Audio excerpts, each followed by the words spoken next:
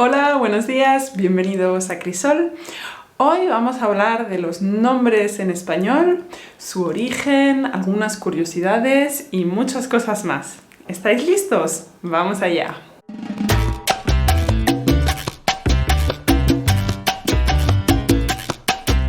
Como veíamos en el vídeo de la semana pasada, los nombres también nos pueden ayudar a pronunciar bien el español.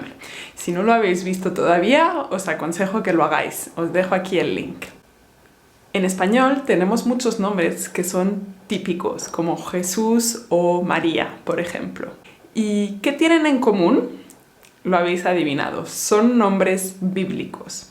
No hay que olvidar que tanto España como Hispanoamérica son regiones profundamente católicas, o lo han sido hasta recientemente. Por eso los nombres de origen católico siguen teniendo mucha importancia. También hay otros nombres que son muy populares, como Carmen o Antonio. Estos dos, de hecho, son los nombres más populares hoy en día en España, sobre todo porque hay muchas personas mayores.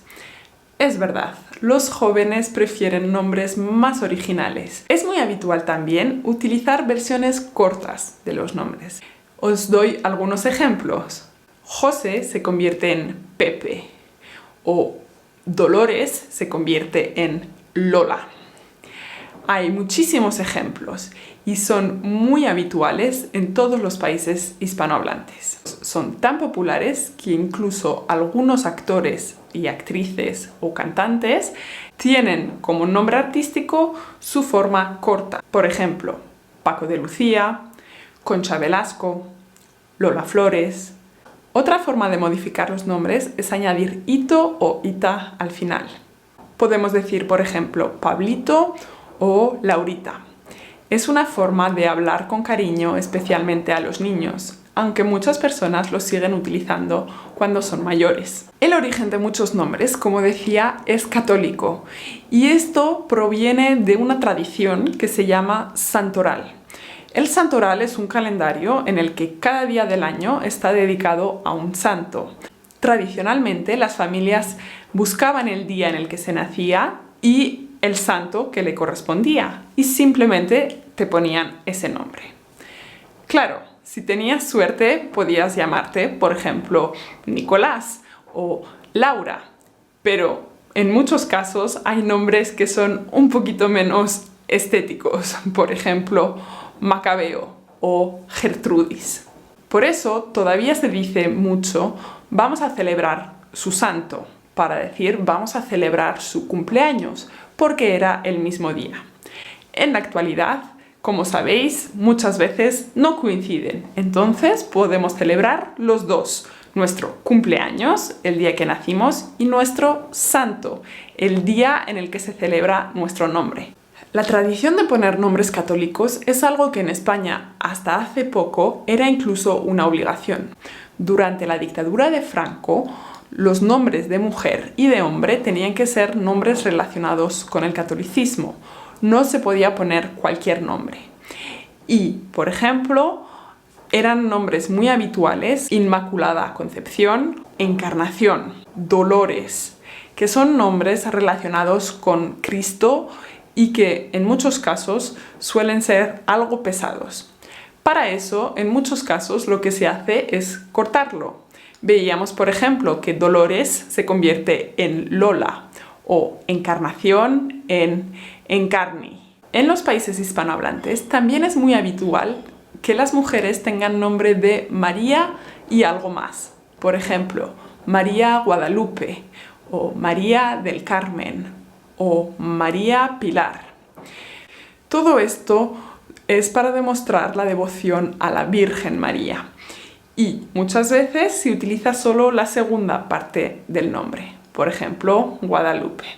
En estos casos también se pueden apocopar, como veíamos antes, y Guadalupe se convierte en Lupe.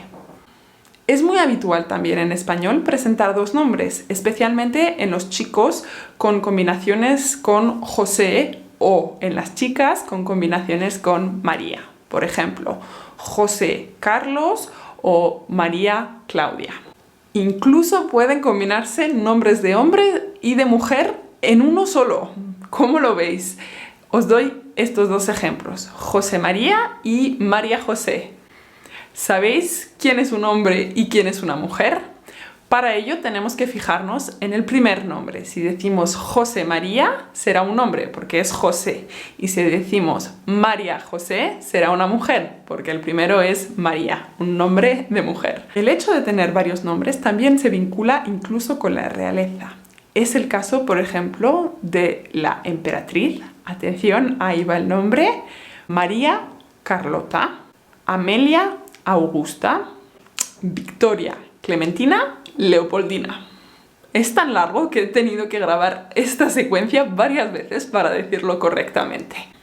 En Latinoamérica también es muy popular tener 2, 3 o incluso 4 nombres. Es algo típico de la telenovela.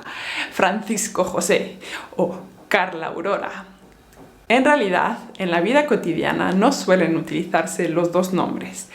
Suele decirse uno de los dos, generalmente el primero, y los dos solo se utilizan si la persona está muy enfadada con nosotros. Te voy a dar hasta la cuenta de 3. También son muy habituales los nombres tuki, es decir, nombres que no son tradicionalmente hispanohablantes, sino que provienen de Estados Unidos. Algunos de ellos son muy sorprendentes. Por ejemplo, Madeinusa, sí, Madeinusa, Made in USA, pero traducido al nombre. Esto existe de verdad, hay incluso una película con este nombre. O nombres de marcas como Wilkinson.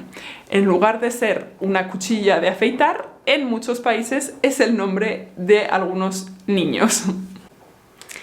¿Y tu nombre? ¿Sabes qué significa? ¿Sabes cuál es su origen? Mi nombre, Sara, proviene del hebreo y significa princesa. La verdad es que es un nombre que me gusta mucho porque es internacional. Y por eso no necesito deletrearlo mucho, solo necesito decir, es Sara con H al final, porque eso no es habitual en España. ¿Y tu nombre es habitual? ¿Qué significa? ¿Cómo se deletrea? Déjalo en los comentarios aquí debajo y estaré encantada de hablar contigo. Un saludo, nos vemos.